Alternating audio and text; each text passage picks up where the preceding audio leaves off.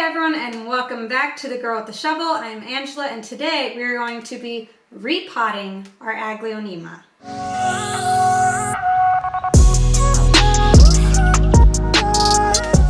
Okay, to start off, I wanted to say, why are we going to repot our aglaonema? Okay, a few reasons why you'd want to repot. One, if it's obviously growing too big and you need a bigger pot. Two, a lot of times aglaonema are bought and sold in just straight coco coir. So we want to switch out the soil. Sometimes even just with older plants, we want to switch out the soil to get some new fresh soil. So a larger pot, fresh soil. Three is sometimes they come with these root cages. You'll see mine, and I'll show you how to take those off and what to do about the root cages. Four, sometimes we just want to rejuvenate the plant. Sometimes we want to spark new growth. Okay, and repotting is a good way to spark new growth, especially if you repot in the springtime. It's gonna spark a lot of new growth for you. And then our last reason why we might want to repot our aglaonema is if we want to divide it or if we want to add in more stems. Okay, so those are our reasons why we would want to do it. Now today I have two aglaonema that I'm gonna repot. One, I just need to switch out the soil because I purchased it recently and I want to switch out that coco coir for a hardier mix, because let's be honest, they don't really add much to the coco coir when they sell it, because that's just more money that they're giving away. So we want to switch it out for something really nice and that has a lot of nutrients. And my next aglaonema, I also need to switch it into some better soil, but then it also, I discovered it has some root cages, I call them. So I want to remove that so that it can really take off in its growth. Okay, so step one is to gather your supplies. What you'll need is you'll need your plant, an aglaonema or Chinese Evergreen. Then you'll need a new pot if you're potting it up or down a size. Okay, I have this nursery pot I'm going to be using. It's inside of this more decorative pot that it came in. So I'm fine with the size, so we're gonna keep this pot. But especially for me, what you might also need is fresh soil. Today I'm just going to use a Miracle-Gro tropical potting mix. I usually mix my own soil, but today I'm just gonna go with a pre-mixed soil for me. And then you might need a pair of scissors, okay? If you find these little root cages, as I call them, you will probably need to cut them off. And I wanted to say real quick about soil, okay? Aglaonema aren't picky about their soil, okay? So any regular houseplant mix will do. Just make sure that it has a fertilizer in it, and if it doesn't, add in a fertilizer and try to get one that's either well balanced equally or that has a higher nitrogen number, because it's a foliage plant and so it needs that extra nitrogen to make all those gorgeous leaves. If you have any questions, you can check out my video on how to mix your own houseplant soil, because it's a lot cheaper and you can really add some awesome stuff into it. Okay, so now that we have all of our supplies, let's get into step two of removing the plant from the soil. Now this is usually pretty easy, especially, let me grab my tray here, especially if you just have it in that coco coir that it came with in the store. Okay, that coco coir is really light and airy, but if you have any issues, especially if it's overgrown, just kind of squeeze the sides of your pot a little bit and that'll help loosen it up. Okay, and yep, mine's coming right out there. Like that. Okay, so I've got some nice roots here, which I suspected. This plant isn't doing too bad. It's just needing some better soil. Okay, step three is to inspect the roots. Now what I'm doing right now is I'm removing the soil around the roots because I want to be able to see how they're doing.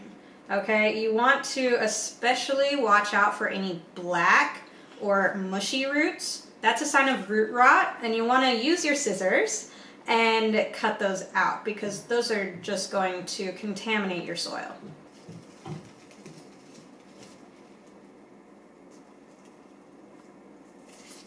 Okay, so this is where you're going to divide any stems if you'd like. Okay, this is a step 4 that you may or may not be doing. Now, as you can tell, I actually have 2 here. So these 2 are not from the same plant. They're 2 different stems that were planted in the same pot. But if you want, you can take your scissors here and you can actually cut them apart. Okay, so here I've got a little stem right here that is joining those 2 plants. Okay, I would cut it right here. There we go. And now I can plant this in its own little pot. Okay, so that is a little bit of division. That's what they call it when you're multiplying it by just separating the stems out. So I'm going to add that to its own little pot later. For now, I'm going to add these together into the same pot again, but into some better soil. Okay, so for this, I'm going to grab my tropical potting mix here. And I'm just going to add a little bit of soil to the bottom. I'm going to add a scoop of my earthworm castings here too. Earthworm castings. Wonderful organic fertilizer. There we go. That's going to be nice. Mix it all in. That's better. Okay, now I'm going to add my plants. Oh, I got a little too much soil in there now. Add my plants. Add that soil back in and cover those roots up.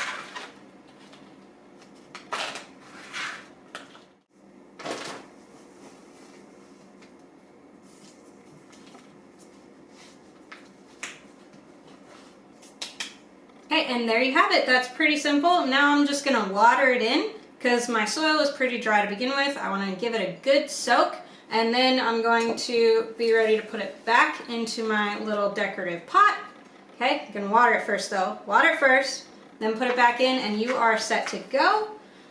And then I can go ahead and plant my wonderful little sprout here, and then I can have 2. And then I'm done. Okay, now I'm going to move into repotting an aglaonema that has the root cages. As you can tell, that one didn't have any root cages. That one is starting to set off some little shoots, send off new little baby plants through its root system, which is what Chinese Evergreen does, which is wonderful. But these root cages kind of stop that.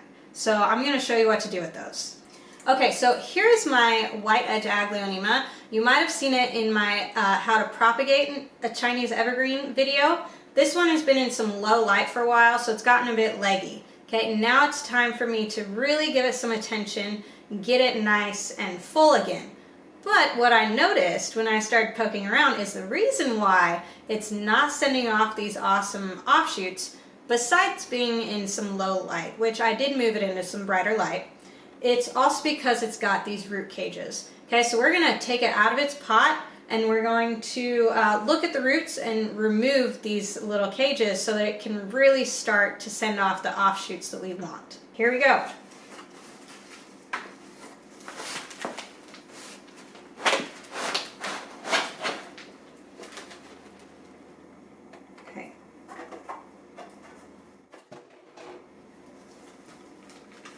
So once again, this is in a really almost straight cocoa coir mix. It's got some fertilizer in it. You can tell these little green beads.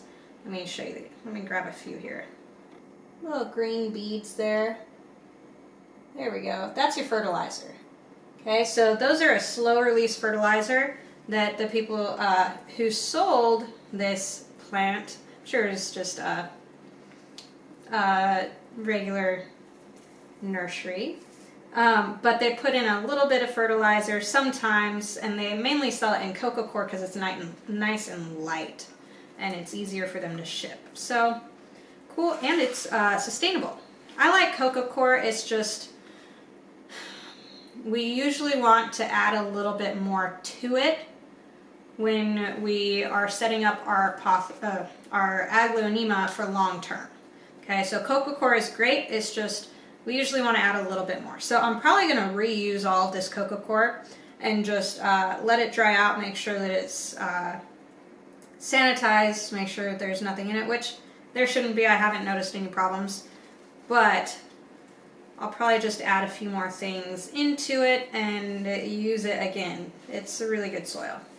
As you can see, we have these little cages that our plant is trying to grow out of. Okay, and these have grown into each other, so I'm going to part.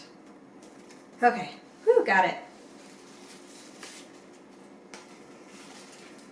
Okay, so now what I'm going to do is I'm going to cut along this little pattern. So we have like a little square pattern. Okay, I'm going to cut along it and start cutting the root cage off of our roots here. And you're going to be careful and you're going to cut a few roots, but you just do the best that you can. I'm going to switch to my clippers. Yes, much better. Scissors were working, but these are a lot sharper.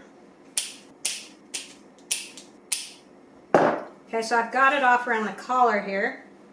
Okay, got that nice and clipped.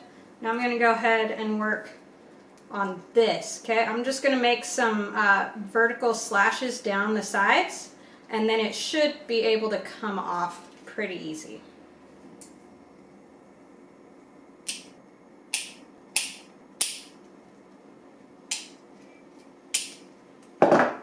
Okay, and here we go.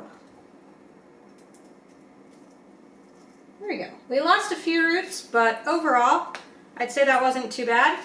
I'm going to go ahead and separate these because, as you can tell, I cut this one, and I'm already starting to see some nice little bumps here. That is meaning that the plant is going to start growing some leaves out of it. So let's see, this one in particular. See how that's raised up? That means that the leaf is going to start coming out of there. Right there, one on the other side. There are a few on here. So that's a good sign. So what I was doing with the leaf tip propagation, it works. It's already starting to go. You can check out that video here as well. So I'm going to go ahead and pot these ones up. I'm going to remove the other cage. As you can tell, and these just really do a lot better when they have that room for their roots to kind of spread out. Okay, they don't really have super deep roots. They have a lot of more shallow lateral roots, which you find with a lot more of the grasses. But so these ones will start to spread out. Like here's a little tip right here. Let's see if you can see that. Right here is a little bump. That's a node where these are all roots. This one is actually going to start sending off a new shoot there. Okay, so now that we got this freed, it's probably going to start sending off that other shoot there, and that will really start to fill out my plant. Okay, so I'm going to go ahead, cut the other cage off of these guys, and then I'm going to pot it all up again together, and then hopefully in about a month or so I'll have a really nice bushy looking plant again.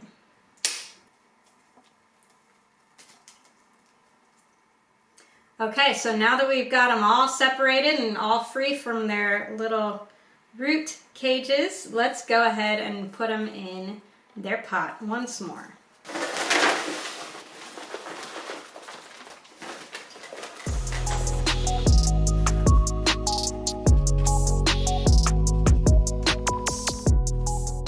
There we go. We have now successfully repotted both of our aglaonema, one with the root cage, one without, and I will probably, because this one is so tall, I'm probably going to put in a stake just to hold it for now until its roots kind of get into that new soil. And I'm definitely going to water them both in really well. And that is it. It's pretty simple, pretty straightforward. If you have any more questions, feel free to check out my website, thegirlwiththeshovel.com. And I will leave a link in the description below to a post that I have about repotting your aglaonema. I'll also leave the link to the care pages if you need some more help with how to care for your aglaonema, make sure that it's looking fabulous all the time. Be sure to grab those free care pages you can download and have as a reference guide. And then if you like this video, go ahead and hit the thumbs up and subscribe. It really helps the channel out, helps me to keep producing awesome videos to give you the latest tips and tricks on how to keep your plants alive. So I'll see you in the next video.